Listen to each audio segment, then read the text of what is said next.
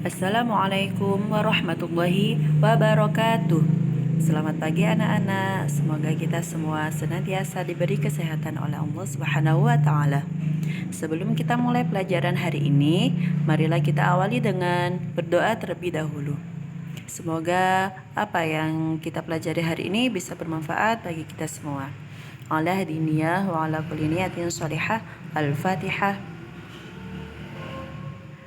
Alhamdulillahirrabbilalamin. Baik anak-anak, hari ini kita akan bahas bab 9, yaitu tentang makanan dan minuman yang halal dan haram. Makanan halal dan haram.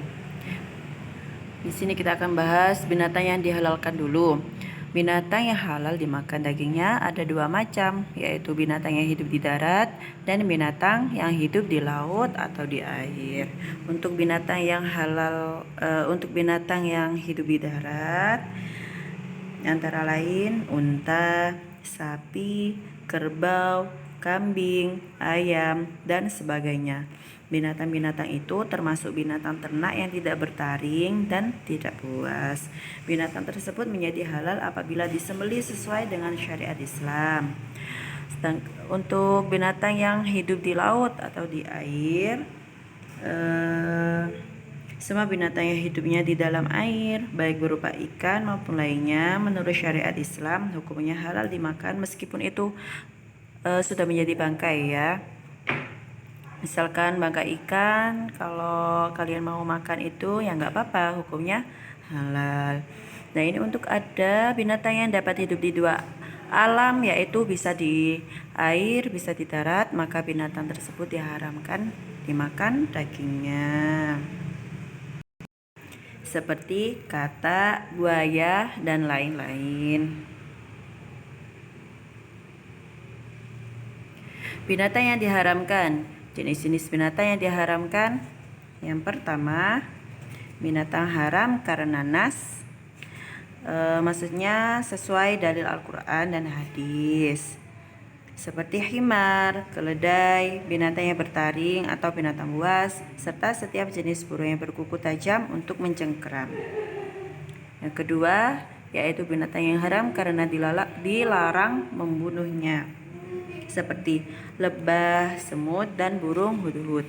Yang ketiga, binatang yang haram karena kotor atau menjijikkan, seperti kutu, ulat, cacing, belatung. Nah, itu tidak boleh dimakan karena menjijikkan. Makanan dari hewan yang haram untuk dimakan.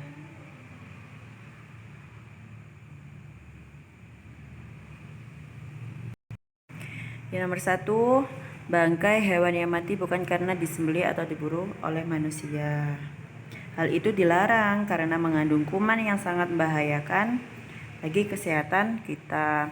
Yang kedua, darah, yaitu darah yang mengalir keluar dari tubuh hewan karena disembelih atau lainnya. Darahnya tidak boleh dimakan ya. Yang ketiga, daging babi, termasuk semua anggotanya. Daging babi dilarang karena mengandung kuman-kuman yang sangat berbahaya bagi pencernaan tubuh. Yang keempat, hewan yang disembelih tanpa menyebut asma Allah. Karena setiap kita mau menyembelih hewan, kita harus menyebut asma Allah. Jika hewan itu disembelih tanpa menyebut nama asma Allah, maka hukumnya haram. Yang kelima, hewan yang mati tercekik. Yang keenam, hewan yang mati dipukul. Yang ketujuh, hewan yang mati karena jatuh dari tempat yang tinggi. Yang kedelapan, hewan yang mati karena ditanduk oleh hewan lain. Yang kesembilan, hewan yang mati karena diterkam binatang buas. Yang terakhir, hewan yang disembelih untuk berhala. Nah, semua hewan-hewan yang terdapat di sini tidak boleh dimakan ya, karena hukumnya haram. Bahaya atau mudarat bagi orang yang makan makanan haram. Nah, di sini kita harus mengetahui mengapa sih Allah itu melarang umat Islam mengonsumsi makanan yang haram. Pasti ada Alasannya karena makanan dan minuman yang dikonsumsi dapat mempengaruhi sifat dan perilaku orang yang bersangkutan. Jika yang dikonsumsi tersebut merupakan barang halal dan masuk ke dalam tubuh, maka akan dapat berpengaruh kepada si pengkonsumsi untuk memiliki sifat-sifat baik dan perilaku yang baik. Karena makanan dan minuman yang dikonsumsi terus mengalir melalui darah yang berimbas pada hati dan otak. Jika yang dikonsumsi merupakan hal-hal yang halal, maka akan mendorong hati dan otak bekerja secara positif, sehingga memiliki pikiran yang jernih dan mendorong untuk melakukan amalan-amalan yang soleh dan ibadah menuju ridha Allah Subhanahu wa Ta'ala. Sebaliknya, jika yang dikonsumsi merupakan makanan dan minuman yang haram, maka akan mendorong orang yang bersangkutan untuk memiliki sifat dan tindakan negatif yang cenderung melakukan perbuatan dosa dan berat untuk melakukan ibadah kepada Allah, yang mengakibatkan doa yang bersangkutan akan ditolak dan tidak dikabulkan oleh Allah. Nah, selain itu juga menjadikan hidup tidak tenang dan gelisah, menyebabkan terjangkit penyakit, mendorong perbuatan yang negatif, ya hari nanti diancam oleh siksa neraka. Jadi sebisa mungkin kita harus bisa menghindari makanan-makanan yang haram. Sekarang minuman yang halal dan haram. Bahan dasar dari minuman adalah air. Air akan jadi halal apabila diolah menjadi minuman yang baik. Air akan menjadi haram apabila diolah menjadi minuman yang memabukkan dan merusak kesehatan tubuh manusia.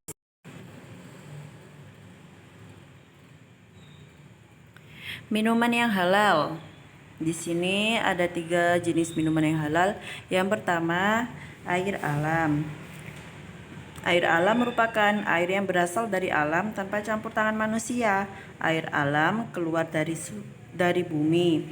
Air alam halal diminum oleh siapapun.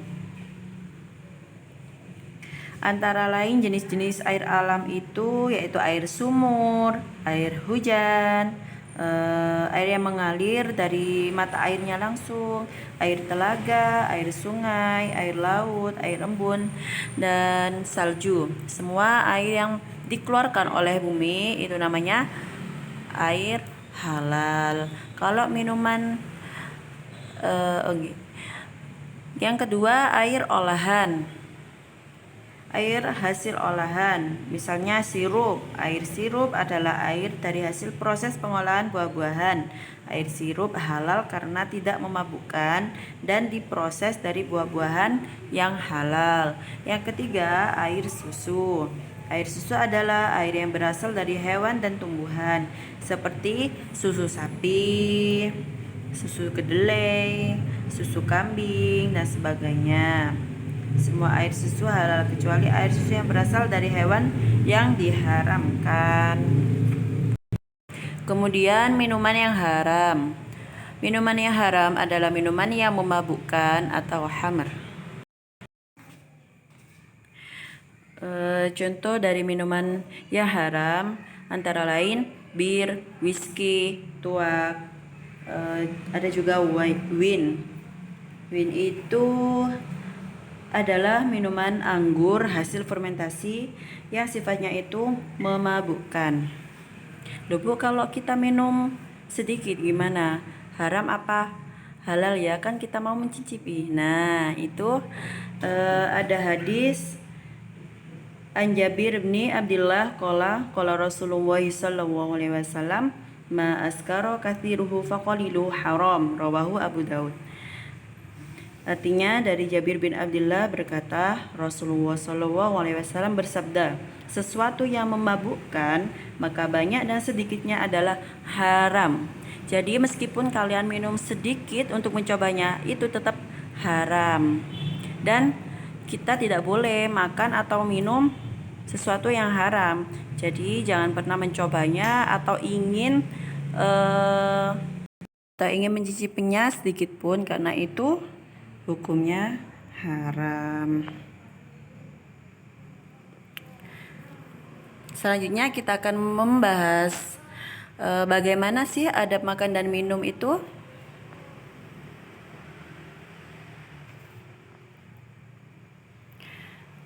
Nah, di sini ada adab sebelum makan dan minum, adab ketika sedang makan dan minum, dan adab sesudah makan dan minum. Yang pertama, adab sebelum makan dan minum, yaitu kita harus berupaya mencari makanan dan minuman yang halal. Yang kedua, makan dan minum diniatkan untuk bisa beribadah kepada Allah.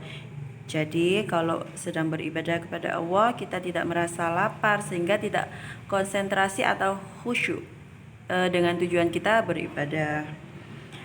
Selanjutnya yaitu mencuci tangan sebelum makan untuk menjaga kesehatan. Itu pasti ya, karena banyak kuman di tangan kita. Selanjutnya yaitu puas dan rela dengan makanan dan minuman yang ada. Jangan sekali-kali mencelanya. Makan ketika sudah lapar dan berhenti sebelum kenyang.